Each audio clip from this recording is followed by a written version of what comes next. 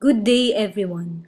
I will be discussing the bureaucrats and bureaucracies involved in the implementation of Republic Act 8291 or the Government Service Insurance System Act of 1997.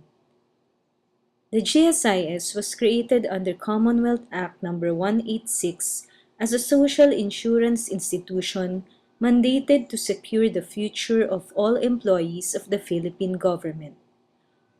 Commonwealth Act 186 was later amended by Republic Act No. 8291 by expanding and increasing the coverage and benefits of the GSIS and instituting reforms therein.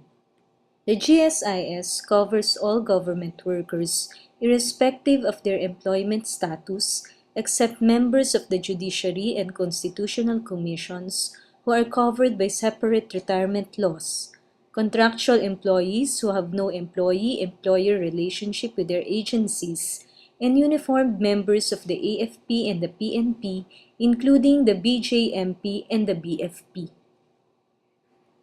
The principal benefit package of the GSIS consists of compulsory and optional life insurance, retirement, separation, and employees' compensation benefits.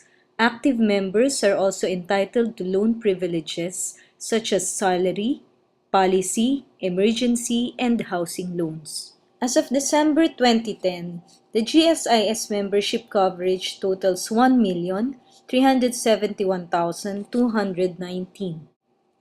The bureaucracies through which this policy was forged, interpreted, amended, and executed are the Congress, consisting of the lower house or the House of Representatives, and the upper house or the Senate, which formulated the policy.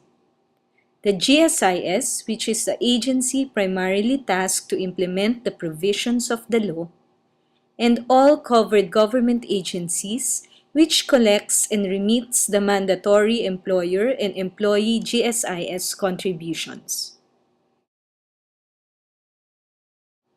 The bureaucrats of this policy are the congressmen and senators, together with their staff and consultants, who formulated this policy.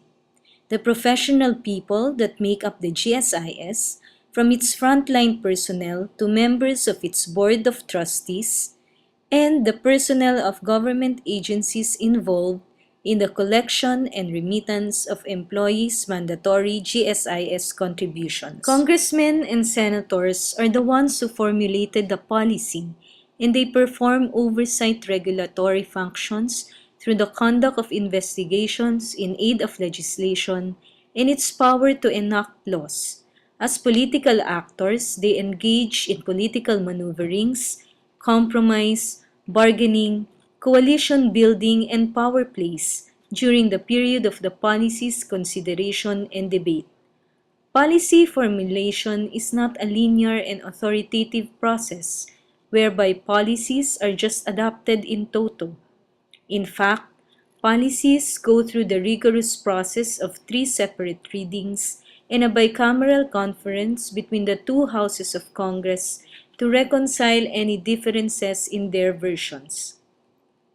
It is also worth taking notice that the policymakers and the street-level bureaucrats tasked to implement the law are themselves members of the GSIS and are direct beneficiaries of the policy's effective implementation. The GSIS, on the other hand, is the government agency primarily tasked to implement the policy. Its corporate, governing, and policy-making powers and functions is vested in and exercised by the Board of Trustees, composed of the President and General Manager, and 8 other members appointed by the President of the Philippines. There are some provisions of RA 8291 that give excessive powers to the GSIS Board, allowing them to formulate their own rules and regulations in the exercise of their functions. Unfortunately, its implementing rules and regulations sometimes effectively amended the law to the disadvantage of the GSIS members.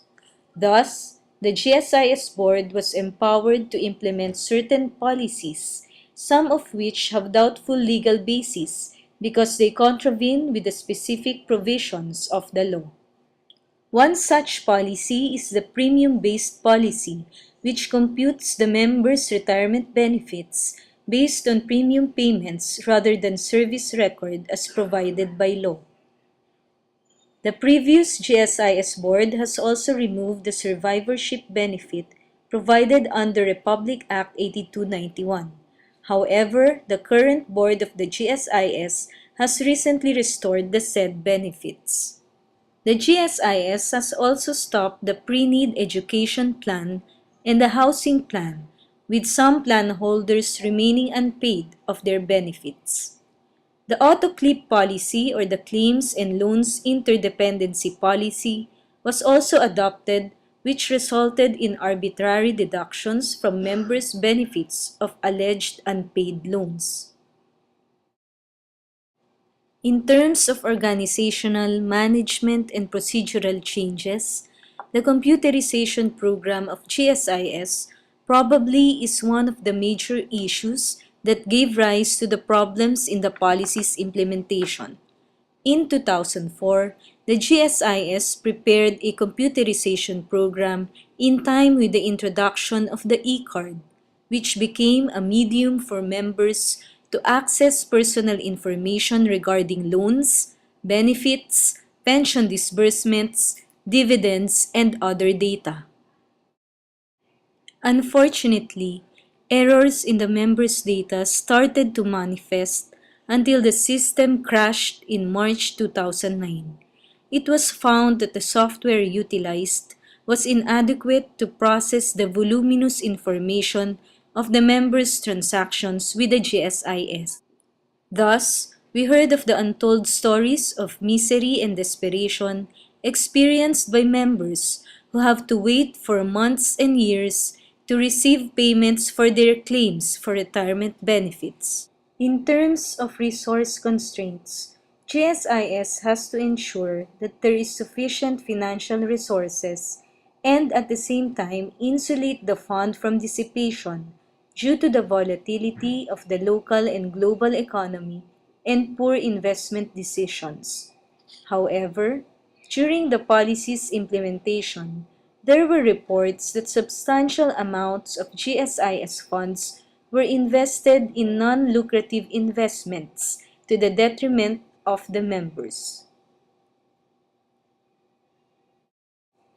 One such investment was the purchase of three paintings, namely Juan Luna's Parisian Life and Fernando Amorsolo's Under the Mango Tree and Rice Field, in the total amount of 53.5 million pesos. According to a COA report, it would seem that the GSIS has been overzealous in the exercise of its corporate social responsibility to the detriment of its primary mandate as the custodian and steward of the retirement funds of government employees.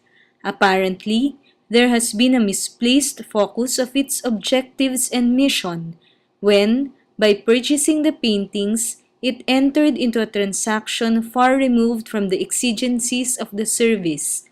Indeed, the conservation of the national and cultural heritage is a noble and commendable undertaking, but it should never supplant the promotion of the welfare of GSIS members. The GSIS workforce, which also constitutes this policy's bureaucrats, consists of 3,104 employees, 52% of whom are in the head office, while the remaining 48% are in the branches. Those entrusted to implement this policy should have the commitment and administrative capacity to carry out its goals and methods. For successful policy implementation, committed and skillful leadership are required. This is especially true for RA 8291, which is very crucial in achieving the goal to safeguard the welfare of government employees. Therefore, no matter how great the political, social, economic, and institutional challenges it may face, those tasked to implement the policy should be able to exercise their powers and functions to the best of their ability. The involvement of government employees as the intended beneficiaries of the policy also contributes to its political dynamics. Their group constitutes considerable strength in elevating issues to the policy agenda. As human resources that make up the bureaucracy, their welfare should be given due consideration. However, our country is perennially faced with the challenge of insufficient funds, and government workers comprise only one sector that has to compete with the very limited government resources available. Policymakers, therefore, would have to carefully consider the sufficient allocation of resources to this important sector. As a response to the clamor from GSIS members who demand the efficient processing and delivery of their benefits, and in order to allay their fears that there will be insufficient funds to support their retirement benefits, it is imperative upon Congress to revisit the law and for GSIS authorities to undertake measures to remedy these problems and to improve its system and procedures for rendering services to its members. The bottom-up models propose that street-level bureaucrats were the key to successful implementation, which occurred only when those who were primarily affected were actively involved in the planning and execution of these programs. Bottom-up approaches view control and the exercise of discretion at the bottom of the bureaucracy to be an appropriate part of implementation. It is not only more realistic and practical, but it is also more conducive to popular wishes and is more democratic. It is also important to know which conditions made the policy possible and how this policy changes its environment. It is always the result of a sustained approach that allows adaptation over time in response to experience and changing environment. Therefore, I subscribe to the view that implementation is evolution, and when we act to implement a policy, we change it. Finally, there are no universal solutions or a perfect set of criteria for the effective implementation of policies. The strategy depends and impacts on the whole bureaucratic setup and processes and contextual framework in which the policy operates. Policymakers and street-level bureaucrats should therefore take into account the bureaucracies through which the policy must travel and by whose boundaries it is limited in the process of implementation.